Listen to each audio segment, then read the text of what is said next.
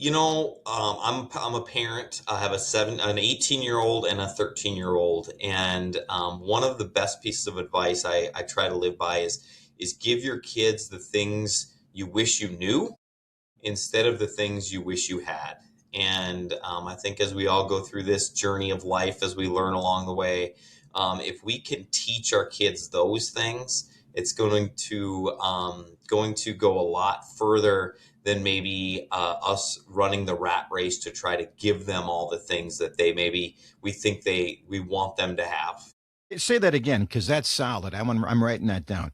Teach your kids the things you wish you knew versus giving them the things you wish you had. Okay, so when you talk to your kids, I'm assuming you're saying, listen, when I was 18, I wish I knew this. When I was 13, I wish I knew this, instead of I wish I had this. So what kinds of things do you pour into your kids? Yeah, a lot of it, I think my kids are so far advanced versus where I was when 13 and 18, and the things that they ask me, but everything from, financial literacy, if you spend that dollar on this today versus if you put it in the bank at, 7%, this is what it will be worth. Health wise, if you don't eat that Captain Crunch cereal. Instead, if you have, yogurt and fruit, you're going to feel a lot better when you take that test.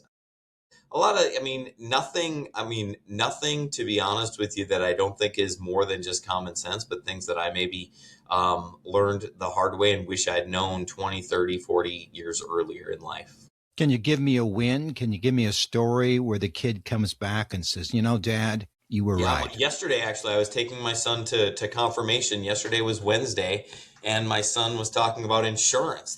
He's 13, and we've literally talked about insurance, and whether you pay a high premium or a low premium. And my 13-year-old son literally says, "Dad, I really think I'm gonna save and I'm gonna try to self-insure as much as possible."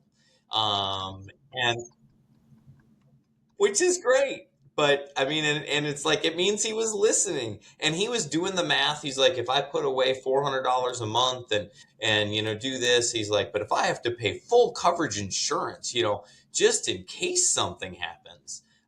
So that would be a win that literally happened yesterday that I was not thinking about that when I was 13 years old. Jeff. I was just Collecting thinking. baseball cards and playing with Yeah, action figures, and that was not part of the 13-year-old Joel Sylvester thought process. right, right.